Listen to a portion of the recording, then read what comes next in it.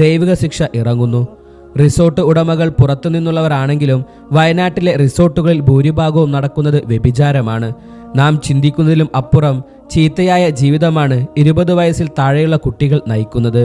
ആൺകുട്ടികൾ ലഹരിക്കും പെൺകുട്ടികൾ ഫോൺ സെക്സിനും അടിമപ്പെട്ടുകൊണ്ട് ജീവിക്കുന്നു. വയനാട്ടിലെ ദുരന്തം വന്ന സമയത്ത് പല രീതിയിലാണ് ആളുകൾ അതിനെ ഇന്റർപ്രറ്റ് ചെയ്തത്.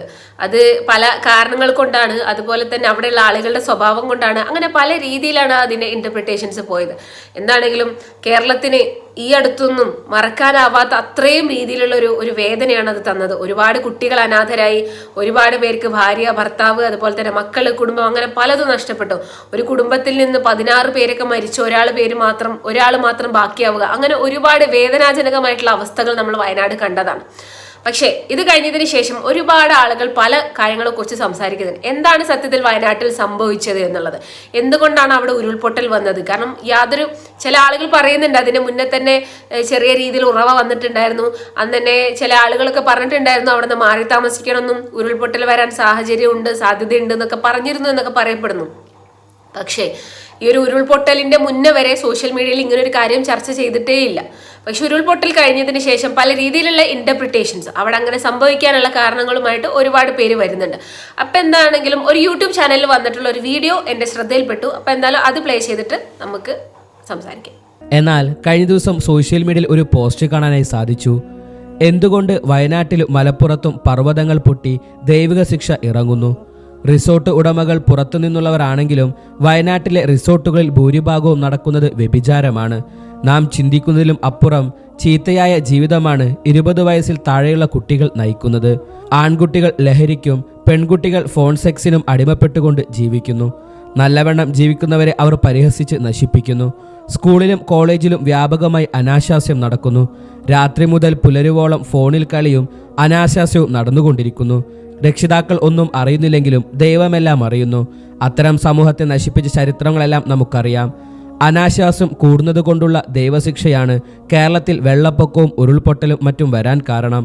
ഈ ദുരന്ത സമയത്ത് പറയേണ്ടതല്ല എന്ന ബോധ്യമുണ്ട്.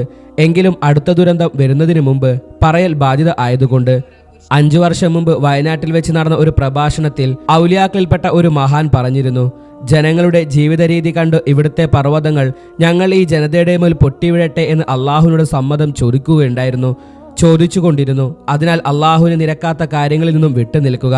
ശിക്ഷ ഇറങ്ങുമ്പോൾ നിരപരാധികളെ ബാധിക്കും. ഇത്തരത്തിലൊരു പോസ്റ്റാണ് നമുക്ക് ഫേസ്ബുക്കിൽ കാണാൻ സാധിച്ചത്.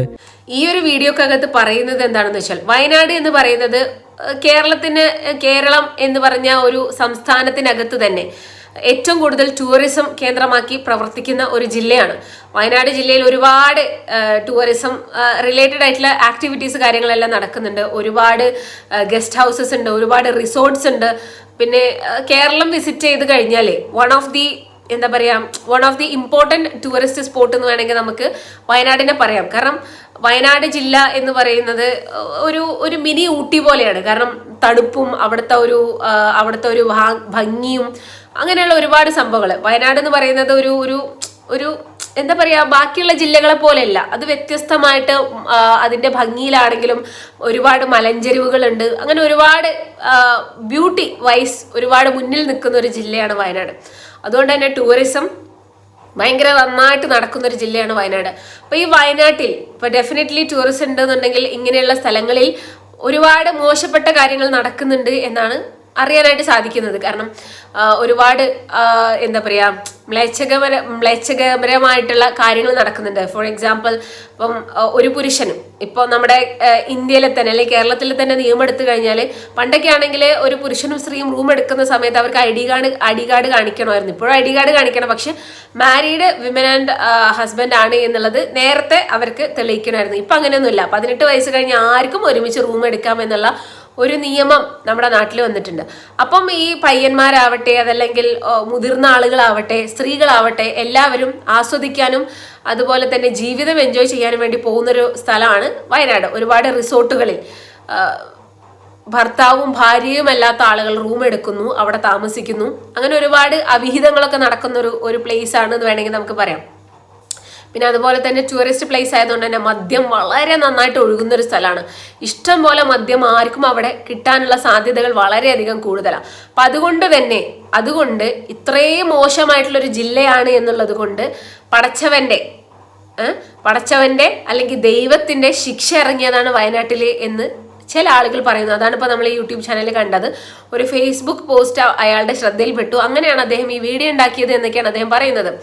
അപ്പോൾ എന്താണെങ്കിലും ഇതിനെക്കുറിച്ച് എനിക്ക് കൂടുതലായിട്ടൊന്നും അറിയില്ല. കാരണം നമ്മൾക്ക് ഇങ്ങനെ ഇതുകൊണ്ടായിരിക്കാം കുറച്ച് പേരും ഇതിന് മുന്നേ പറഞ്ഞിട്ടുണ്ടായിരുന്നു ചില കുട്ടികളുടെ പ്രാർത്ഥിക്കുന്ന വീഡിയോ വയനാട്ടിൽ ഇതുപോലെ തന്നെ മഴ ഭയങ്കര ശക്തമാകണേ, കലക്ടർക്ക് കണ്ണിന് കാഴ്ച കൊടുക്കണേ, ഇനി ഒരിക്കലും സ്കൂൾ ഉണ്ടാവാതിരിക്കണേ എന്നൊക്കെയുള്ള രീതിയിൽ കുറച്ച് കുട്ടികൾ ചെയ്ത ഒരു വീഡിയോ, അതും ഞാൻ റിയാക്ട് ചെയ്തിട്ട് ഇതിൻ്റെ മുന്നത്തെ ഒരു വീഡിയോ ചെയ്തിട്ടുണ്ടായിരുന്നു. അപ്പോൾ അതുകൊണ്ടാണ് വയനാട്ടിൽ ഇതുപോലെ പ്രശ്നങ്ങൾ ഉണ്ടായത് എന്ന് ചില ആളുകൾ പറയുന്നു. അവിടെയുള്ള ഇതുപോലെയുള്ള അവിഹിതങ്ങളും അതുപോലെ തന്നെ മദ്യവും കഞ്ചാവും ലഹരിയൊക്കെയാണ് വയനാട് ജില്ലയിൽ ഇതുപോലെയുള്ള മോശമായ അവസ്ഥയിൽ എത്തിച്ചത് എന്നൊക്കെ പറയുന്നു. അങ്ങനെയുള്ള ആളുകൾ വളരെ കുറവായിരിക്കും. എൻ്റെ ഒരു അഭിപ്രായത്തിൽ അത് പുറത്തുനിന്ന് വരുന്ന ആളുകളായിരിക്കും ഇമാതിരി തോന്നിവാസം കാണിച്ച് ജീവിക്കുന്നത്. ചില ആളുകൾക്ക് അത് തോന്നിവാസം ആവില്ല കേട്ടോ. ഞാൻ എൻ്റെ ഒരു കോൺസെപ്റ്റിലാണ് പറഞ്ഞത്. തോന്നിവാസങ്ങൾ കാണിച്ച് ജീവിക്കുന്നത് പുറത്തുനിന്ന് വരുന്ന ആളുകളായിരിക്കും. അതിന് വയനാട് ജില്ലയിൽ താമസിക്കുന്ന ആളുകൾ എന്ത് പഴിച്ചു? അവരുടെ കയ്യിൽ ചിലപ്പോൾ ഇമാതിരി മോശം കാര്യങ്ങളൊന്നുമില്ല. കാരണം അവർ കുടുംബമായിട്ട് സന്തോഷമായിട്ട് ജീവിക്കുന്ന ആളുകളാണ്. അവരെ ശിക്ഷിക്കേണ്ട ആവശ്യമില്ലല്ലോ. അവരല്ലല്ലോ യഥാർത്ഥ പ്രതികൾ. ഒരുപാട് റിസോർട്ടുകളുണ്ട്, അതൊക്കെ അവിടെ നിന്ന് നീക്കം ചെയ്യണമെന്നൊക്കെയാണ് ഇതിൻ്റെ പിറകിൽ സംസാരിക്കുന്ന ആളുകൾ പറഞ്ഞുകൊണ്ടിരിക്കുന്നത്. നമുക്കൊരിക്കലും പറയാനായിട്ട് പറ്റില്ല. കാരണം വയനാട്ടിൽ ഈ ഒരു ദൈവത്തിൻ്റെ ദൈവത്തിൻ്റെ ഒരു പണിഷ്മെന്റ് അല്ലെങ്കിൽ ശിക്ഷ ഇറങ്ങിയതാണെന്നൊന്നും നമുക്ക് പറയാൻ പറ്റില്ല. പക്ഷേ നമ്മൾ റിലീജിയസ്ലി സംസാരിക്കുകയാണെന്നുണ്ടെങ്കിൽ നമുക്കറിയാം ഇതിന് മുന്നേ ഒരുപാട് ഗോത്രങ്ങളെയൊക്കെ പടച്ചവൻ നശിപ്പിച്ചത് നമുക്കറിയാം. ഈ ഹോമോസെക്ഷുവാലിറ്റിനെയൊക്കെ പ്രൊമോട്ട് ചെയ്യുന്ന ചില ഗോത്രങ്ങളെയൊക്കെ പടച്ചവൻ നശിപ്പിച്ചിട്ടുണ്ടായിരുന്നു. അതുപോലെ തന്നെ നബിയെ കല്ലെറിഞ്ഞ തായിഫിനെ നശിപ്പിക്കട്ടെ എന്ന് ചോദിച്ചിട്ടുണ്ടായിരുന്നു. പക്ഷെ അതൊന്നും പടച്ചവൻ വേണ്ട എന്ന് പറഞ്ഞ്, പടച്ചവനല്ല നബി സല്ലല്ലാഹു അലൈഹി വസല്ലം വേണ്ട എന്ന് പറഞ്ഞിട്ട് അങ്ങനെ ഒഴിവാക്കിയതാണ്. നബി പറഞ്ഞു ഈ തായിഫിലൊക്കെ എന്നെ പിൻപറ്റുന്ന ഒരാളെങ്കിലും വരുമെങ്കിൽ അതാണ് എൻ്റെ സന്തോഷം എന്ന് പറഞ്ഞിട്ട് ഒഴിവാക്കി വിട്ട ചരിത്രങ്ങളൊക്കെ നമുക്കറിയാം. പക്ഷേ അതുപോലെയാണോ വയനാട്ടിൽ നടന്നതെന്ന് ചോദിച്ചാൽ നമുക്കറിയില്ല. കാരണം ഇപ്പോൾ അത് നമ്മുടെ മുന്നിൽ പറഞ്ഞു തരാൻ ഒരു പ്രവാചകനൊന്നും നമ്മുടെ മുന്നിലില്ല. അവസാനത്തെ പ്രവാചകൻ നബി സല്ലല്ലാഹു അലൈഹി വസല്ലം ആയിരുന്നു.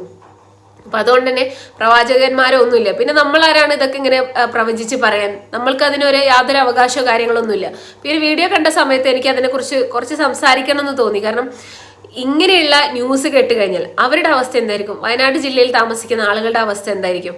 അവരെന്ത് തെറ്റ് ചെയ്തിട്ടാണ് അവരെക്കുറിച്ച് ഇങ്ങനെ പറയുന്നത്?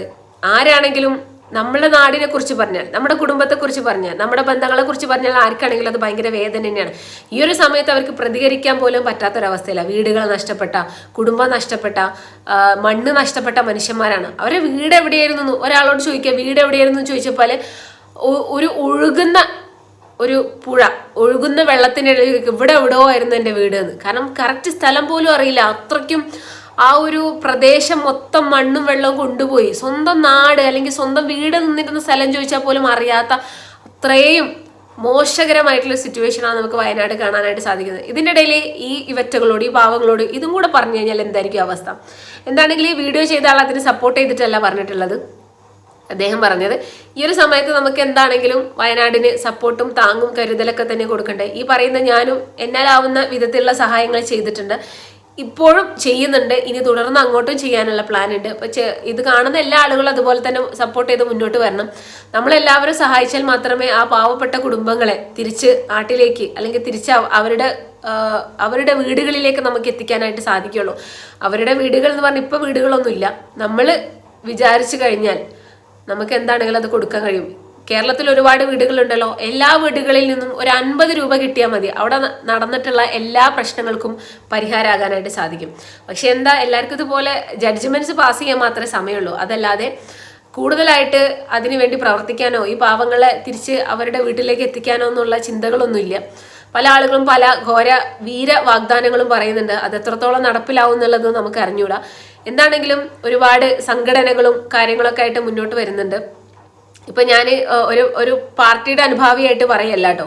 ഇപ്പം ഇന്നലെ നമ്മുടെ നാട്ടിൽ ഒരു പൊളിറ്റിക്കൽ പാർട്ടി വന്നിട്ടുണ്ടായിരുന്നു. പാർട്ടി ഏതാണെന്ന് ഞാൻ പറയുന്നില്ല. അവർ വന്നിട്ടുണ്ടായിരുന്നു. അവർ പറഞ്ഞത് അവരുടെ ഒരു ആഗ്രഹം 25 വീട് വെച്ചു കൊടുക്കുക എന്നുള്ളതാണ്. അപ്പം അതിനുവേണ്ടി ആക്രി സാധനങ്ങളൊക്കെ ഓരോ വീടുകളിൽ വന്ന് പെറുക്കിയിട്ട് അത് വിറ്റിട്ടാണ് അവർ ആ കാശ് സ്വരൂപിച്ച് കൊടുക്കണം എന്ന് ഉദ്ദേശിക്കുന്നത്. പിന്നെ അതുപോലെ തന്നെ പപ്പടം വിറ്റിട്ട് അതുകൊണ്ടുള്ള കാശ് കൊണ്ട് അവർക്ക് വീട് വെച്ച് കൊടുക്കുക. അങ്ങനെ ഒരുപാട് നല്ല ഉദ്ദേശങ്ങളുമായിട്ട് ഒരുപാട് പേര് മുന്നോട്ട് വരുന്നുണ്ട്. അപ്പം എന്താണെങ്കിലും ഇങ്ങനെയുള്ള സമയങ്ങളിൽ ആ പാവപ്പെട്ട മനുഷ്യന്മാരെ ശവത്തിൽ കുത്തല്ല വേണ്ടത്. നമ്മൾ അവർക്ക് താങ്ങായിട്ടും തണലായിട്ടും കരുതലായിട്ടും കൂടെ നിൽക്കുകയാണ് വേണ്ടത്. അതല്ലാതെ ഇനി ഇതെന്താണ് നമുക്ക് അറിഞ്ഞൂടാ. ഇനി ചിലപ്പോൾ ശരിയായിരിക്കാം, ചിലപ്പോൾ തെറ്റായിരിക്കും. ഇതെല്ലാം അറിയുന്നവൻ പടച്ചോൻ മാത്രമേ ഉള്ളൂ. നമുക്ക് ഇത് പറഞ്ഞു തരാനുള്ള പ്രവാചകൻ ഇപ്പം ഇല്ലാത്തത് കൊണ്ട് നമുക്ക് അതും ഇതൊന്നും പറഞ്ഞ് പടച്ചോൻ്റെ പ്രീതിയെയും അപ്രീതിയെയും നമുക്ക് ചോദ്യം ചെയ്യാനായിട്ട് പറ്റില്ല. അപ്പോൾ ഈ ഒരു വീഡിയോ കണ്ട സമയത്ത് ഇതിനെക്കുറിച്ചൊന്ന് സംസാരിക്കണം എന്ന് തോന്നി. അതുകൊണ്ടാണ് ഇന്നത്തെ ഈ ഒരു വീഡിയോ ചെയ്തത്. അപ്പോൾ നിങ്ങൾക്ക് എന്താണ് ഇതിനെക്കുറിച്ച് പറയാനുള്ളതെന്ന് താഴെ കമൻറ്റ് ചെയ്യൂ. നമുക്ക് അടുത്ത വീഡിയോ കാണാം. ചെല്ലാൻ ബൈ.